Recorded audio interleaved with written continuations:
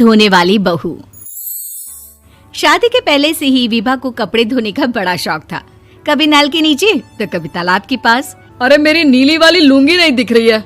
विभा की अम्मा, कहाँ रखी है लुंगी? अरे वो तो विभा ने परसों ही धोकर रखी थी आपकी अलमारी में, देखो वहीं होगी। वो ना मैंने आज धो दी, मुझे लगा कि गंदी हो गई होगी। अरे कैसे गंदी हो गई थी? उसे तो मैंने पहना भी नहीं। हे भगवान, इस लड़की के कपड़े धोने की आदत से परेशान हो गया हूँ मैं। जितना तो घर में राशन नहीं आता, उससे कहीं ज्यादा डिटर्जेंट पाउडर का खर्चा है। इसकी शादी करवा दो, शादी जाए अपने घर में ही करे काम, फिर चाहे घर के कपड़े धोने हो या पूरे गांव के।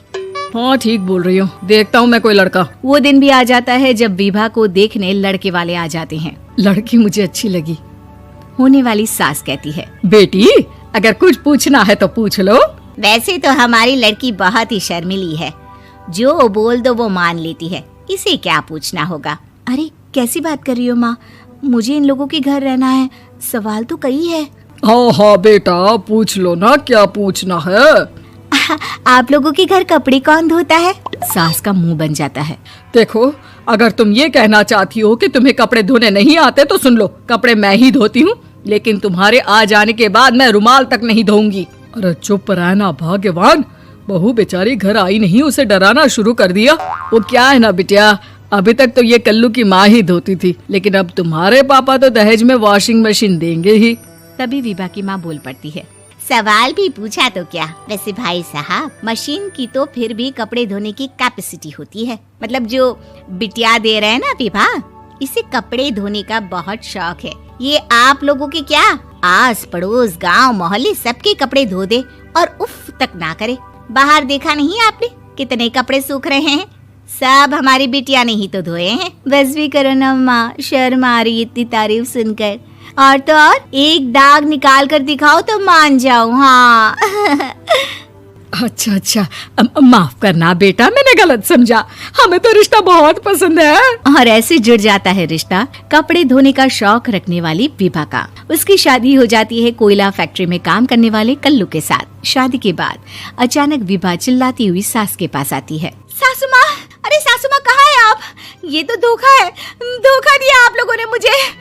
इसे ससुर के चक्कर के बारे में पता चल गया। अरे तो उसमें तुझे क्यों धोखा मिला है? अरे नल में पानी नहीं आता, कपड़े कैसे कब धुलेंगे?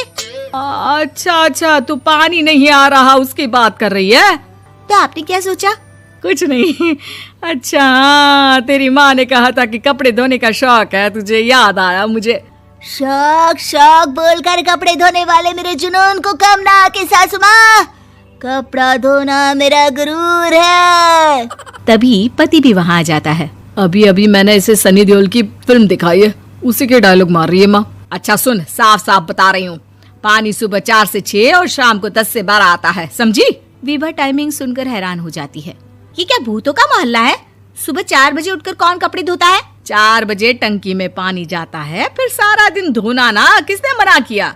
अरे कैसी बात कर रही हैं? 200 लीटर की टंकी में कितने कपड़े धो लूंगी मैं? सुबह ही उठ जाऊंगी मैं। अब क्या था, विभा सुबह 4 से लेकर रात के 12 बजे तक कपड़े ही धोती रहती। एक रोज सास पड़ोस से निकलकर कहीं जा रही होती है कि साथ वाली कहती है, हाँ कल्लू की माँ, जरा ये बताओ कि 2 साड़ी है, 2 ब्लाउज और एक पेटीकोट और एक नाड़े वाला लंबा कच्छा। हाँ तो? अरे तो क्या, कितना लोगी धुलाई ये बताओ। धोबन दिख रहे हैं हम क्या? हमारे पति सरकारी नौकरी से अभी रिटायर हुए हैं और बेटा सुपरवाइजर है कोयला फैक्ट्री में। धोबन समझ रखा है हमें। हाय रे कल्लू की अम्मा, माफ कर दो, वो तो मोहल्ले में यही सब बता रहे थे कि तुमने बहू को कपड़ा धुलवाने के काम में लगा दिया है। सास को पड़ोसन की बात सुनकर गुस्सा आ जाता है। वो घर पहुंचती है जहां घर के बाहर ही इतने सारे कपड़े सूख रहे होते हैं जितने कि किसी धोबन के घर पर। अरे ओ कल्लू की दुल्हन, बाहर निकल। माँ जी यहीं आ जाओ, बाथरूम में चादर धो रहे हैं हम। अरे अभी हम धोते हैं, तुमको बाहर निकलो। ये आस पड़ोस वाले बोल रहे हैं कि हम बहू से कपड़े धुलवा कर उसे कपड़ा धोने वाली बना दिए हैं। अरे छोड़ो ना माँ जी, किन लोगों की बातों में आती हो? आस पास के लोगों का तो काम ही होता है कि वो किसी तरह सास बहू को लड़ा दे। बहू सारे घर के कपड़े धोती है, ये क्या कम है? बोलिए। सास को भी लग जाता है कि वो बहू का ये सनकीपन नहीं छुड़वा सकती, इससे अच्छा है कि खुद ही चुप हो जाए।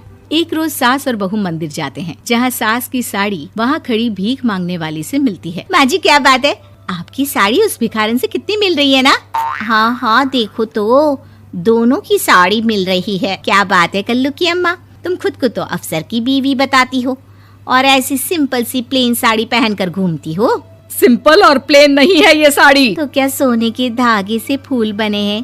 कुछ भी सासू माँ, कुछ भी। हाँ बने थे इस साड़ी में सोने के धागे से फूल। मेरे पति लेकर आए थे मद्रास से स्पेशली मेरे लिए 10,000 की। ताहे भाई साहब इस भिखारन के लिए भी सेम टू सेम साड़ी लेकर आए होंगे 10,000 की। सास उस वक्त तो कुछ नहीं कहती, लेकिन बहू के साथ घर आती है और अलमारी से एल्बम निकाल कर लाती है। ये साड़ी देख रही है, ये वही साड़ी है जिसे मैंने अभी पहना था। इस साड़ी में ये जो चमकदार फूल दिख रहे हैं ना, ये सोने के धागों से काटे गए हैं। लेकिन तू लोकल वॉशिंग मशीन ब्रश से घिस घिस कर सारे फूलों को निकाल कर साड़ी प्लेन कर दी। मुझे माफ कर दीजिए सासू माँ। और तो और, जब मैंने तुझे तेरी गलती के लिए कुछ नहीं कहा, लेकिन तूने तो सबके सामने मेरा मजाक ही बना दिया। क्यों? बहू को समझ में आ जाता है कि अब से उसका कपड़े धोना बंद।